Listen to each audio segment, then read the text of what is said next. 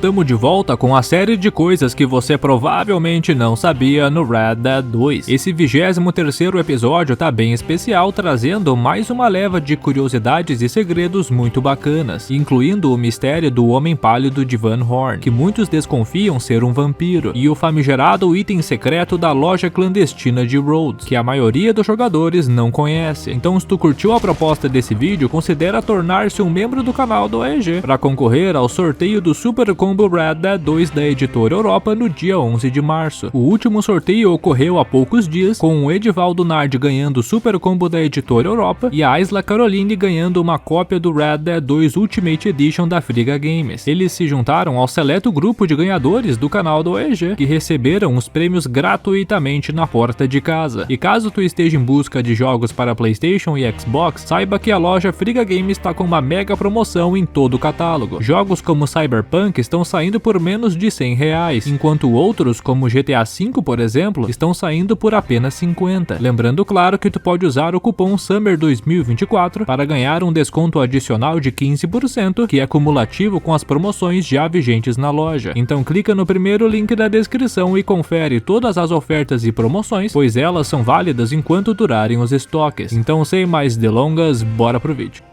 No último episódio da série de coisas que você provavelmente não sabia, eu falei sobre a curiosidade do comércio, entre aspas, secreto da cidade de Saint-Denis, que é basicamente uma feirinha de rua que pode passar batido por alguns jogadores, já que não tem nenhum ícone marcando a loja no mapa. No vídeo eu falei que, além de poder comprar as frutas, também era possível roubá-las, mas no vídeo eu não soube como fazer isso, já que a opção de roubar nunca aparecia pra mim. Nos comentários, alguns inscritos falaram que a opção de roubar só aparecia caso tu tivesse com a honra ruim, mas eu testei essa possibilidade e constatei que não funciona. Mas outros já falaram outra coisa, dizendo que a opção aparecia apenas quando o dono da loja não estava olhando. Eu também testei isso ao interagir com as frutas pelas costas do lojista, mas também não tive sucesso. Mas para resolver a questão de vez, eu decidi me esconder em um canto, disparando um tiro para cima, e conforme previsto, isso assustou as pessoas da feira, incluindo o dono. Dessa forma, foi possível me aproximar das frutas, com a opção de roubar finalmente aparecendo. Com isso, eu cheguei à conclusão que a única maneira para roubar as frutas é caso o lojista não esteja no local. Então fica aí a dica para os futuros jogadores que por alguma razão não queiram gastar alguns centavos de dólar com frutas. Só tomem cuidado com a polícia de Saint-Denis, pois eles têm zero tolerância com roubo. Essa próxima curiosidade foi sugerida pelo inscrito Roberto Lopes 7450, sendo referente a mais uma curiosidade da festa do prefeito de Saint-Denis. No vídeo anterior eu já falei isso, mas eu vou repetir, essa é uma das melhores missões de todo o jogo quando o assunto é lore, já que reúne muitas personalidades diferentes de todo o canto do mapa. Mas voltando para o assunto, entre os convidados da festa está o ilustre diretor da penitenciária de Síssica, o Heston Jameson. Nós podemos encontrá-lo conversando com o Dutch e o Robert Crowley, um veterano de guerra. A conversa é bem interessante, já que o diretor e o veterano discutem sobre lei e ordem com um dos maiores criminosos de todo o Velho Oeste americano. Without law and order, we will have anarchy. But with too much law and order, won't we have dictatorship or worse? Monarchy. The law should be a dictator. That is the American way. I thought the American ideal was liberty. Sure, liberty under the law. Very interesting. Após a missão, o Heston Jameson nunca mais aparece no jogo, mas apesar desta aparição tímida no capítulo 4, esse encontro pode surtir uma espécie de efeito borboleta no capítulo 6, na missão em que resgatamos o John Marston da penitenciária, já que em um momento da missão, o Arthur faz um guarda de refém pedindo para falar com o diretor da prisão. Este diálogo tem duas possibilidades de variação, com uma caso o Arthur tenha visto o diretor na festa e outra caso o Arthur não tenha visto o diretor na festa. Eu vou deixar rolarem as duas versões aí para vocês verem as diferenças. Who's in charge of this fine establishment? Jameson, sir. Jameson who? No, Mr. Jameson. Heston Jameson. Is he a nice fella? He's been quite an exacting boss at times. I look forward to meeting him. I guess. And who's in charge of this fine establishment? Mr. Jameson? Sir? Jameson? Heston Jameson?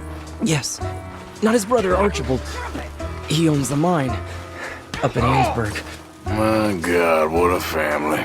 Yes, he's been quite an exacting boss at times. I'm sure. Mas e tu, sabia dessa curiosidade? Eu vou admitir que não conhecia, mas deixa a tua visão aí nos comentários e bora debater. Continuando na festa do prefeito, eu vou voltar a falar de outro ilustre convidado, o Algernon Wasp, conhecido como o melhor chapeleiro do estado. Na missão Gaiatos da Gaiola, um dos requisitos para a medalha de ouro é salvar a sua vida, já que em certo momento ele se engasga com uma noz e precisa de ajuda. Isso levou algumas pessoas a comentarem perguntando sobre o que aconteceria com o Algernon caso o Arthur se recusasse a ajudá-lo. Será que ele morreria? Isso poderia ser interessante, já que nos livraria de fazer a sua série de missões, que, como eu já falei, é uma das mais difíceis e maçantes de todo o jogo. Mas eu sinto lhes informar, mas caso tu dê uma de espertalhão e decida não salvar o homem, acabará surgindo um outro bom samaritano.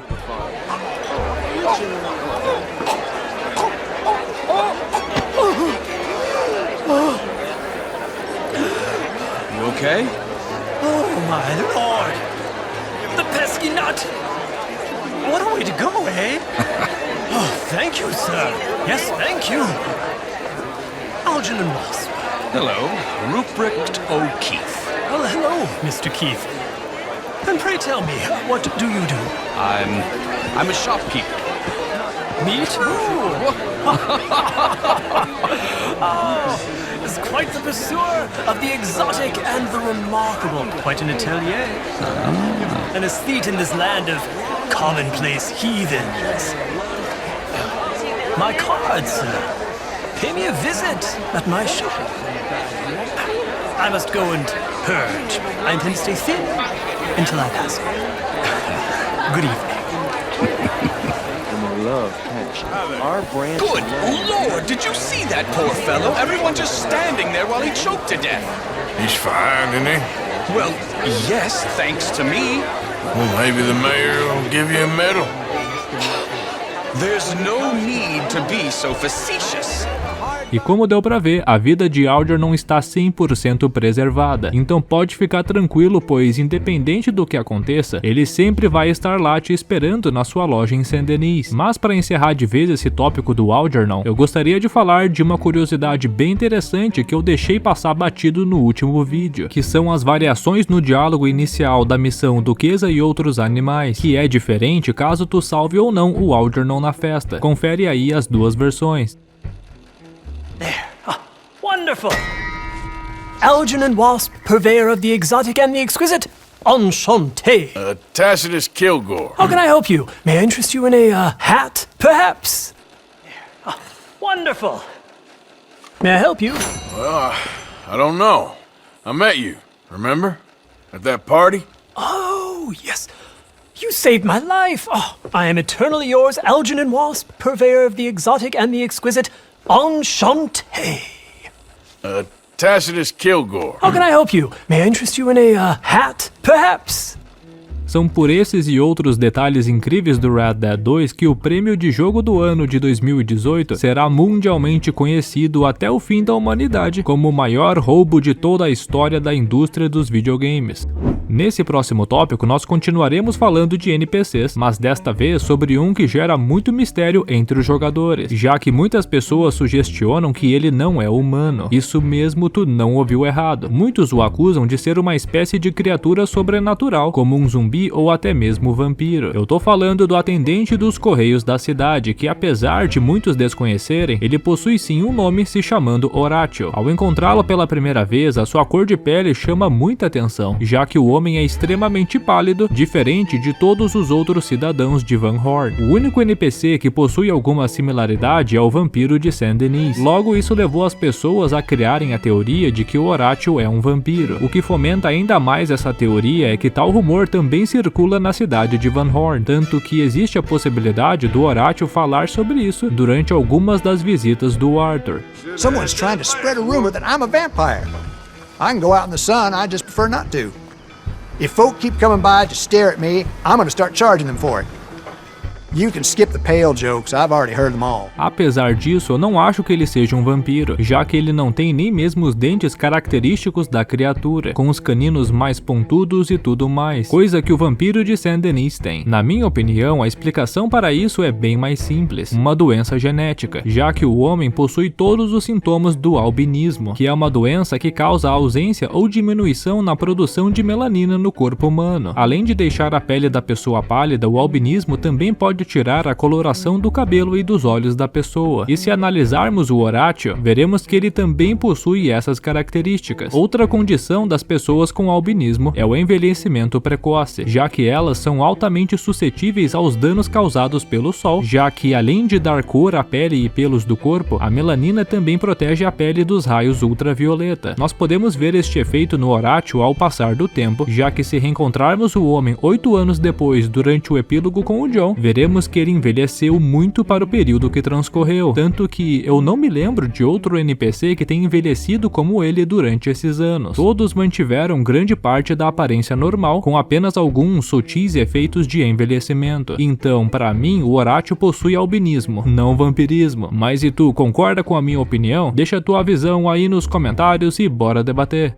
Para encerrar esse vídeo com chave de ouro, eu vou falar da sugestão que um inscrito Yuri Maciel me mandou no Instagram, pedindo para falar sobre o item misterioso da loja clandestina de Rhodes, as chaves da cela. Mas por que um jogo de chaves é considerado um item misterioso? Bom, eu já vou falar sobre isso, mas antes eu tenho que te ensinar a pegar essas chaves, pois diferente do que tu possa imaginar, a gente não consegue elas comprando do lojista, já que por ser um item que compõe o cenário da loja, ele não está no catálogo. Para consegui-lo, nós teremos que fazer uso de uma boa e velha gambiarra, que consiste em matar o lojista, tomar um tônico fortificador de vida e jogar uma dinamite no chão. Caso tu dê sorte, o Arthur vai acabar parando dentro da loja por conta da explosão. Eu testei esse método várias vezes, mas não tive sucesso em nenhum deles. O que funcionou para mim foi um método alternativo, que consiste em pegar uma carruagem, colocá-la de ré na porta da loja e explodi-la com uma dinamite. Isso vai explodir a carruagem, permitindo que tu repita o processo e possa acabar caindo lá dentro. Quando estiver lá dentro, olhe para a prateleira que fica ao lado do lojista, pois além de diversos itens exóticos que o jogador não pode interagir, tu pode encontrar as benditas chaves. Ao pegá-las e ler a descrição no inventário, vai ver que o jogo se resume a falar que elas servem para abrir uma cela de prisão, mas o problema é que elas não abrem nenhuma cela conhecida no jogo, incluindo as presentes nas delegacias. Então por isso que elas são consideradas misteriosas, porque não tem uma serventia conhecida no jogo, apenas ficando como um item inútil no teu inventário, como a caneta do Jimmy Brooks, por exemplo. Mas a explicação para isso pode ser algo bem mais simples: game design. Na minha opinião, essas chaves estão ali meramente para compor cenário, já que o jogador não deveria ter acesso à parte interna da loja clandestina. O que embasa a minha opinião é o fato dessas chaves serem consideradas um item genérico, já que existe mais de uma, tanto que podemos pegá-las em algumas missões quando precisamos soltar alguma pessoa de uma cela. O maior exemplo é na missão Bem-aventurados os Mansos, quando pilhamos o corpo do xerife na delegacia para abrir a cela do Micah. Outro exemplo é na missão O Filho do Rei, quando pilhamos o corpo de um dos militares do forte para soltarmos o águia voando. Então, na minha opinião, não existe mistério algum, já que a explicação lógica é que as chaves estão ali apenas para compor cenário, e visando poupar o trabalho de ter que criar um novo modelo para isso, a Rockstar simplesmente optou por reutilizar um modelo de chave já existente nos arquivos do jogo. Prova disso é que ela nem mesmo lembrou de tirar a interação do jogador com um item. O mesmo acontece com outro item que pode ser encontrado na loja, a gaita. Ela está na mesma estante da chave, podendo ser coletada e posteriormente entregue à série Adler, já que esse é um item que a loira pode pedir ao Arthur durante o jogo. Mas e tu, concorda com a minha opinião de que não existe mistério algum acerca dessas chaves? Ou será que ela abre alguma cela secreta que a gente ainda não encontrou no jogo? Deixa a tua opinião aí nos comentários e bora debater!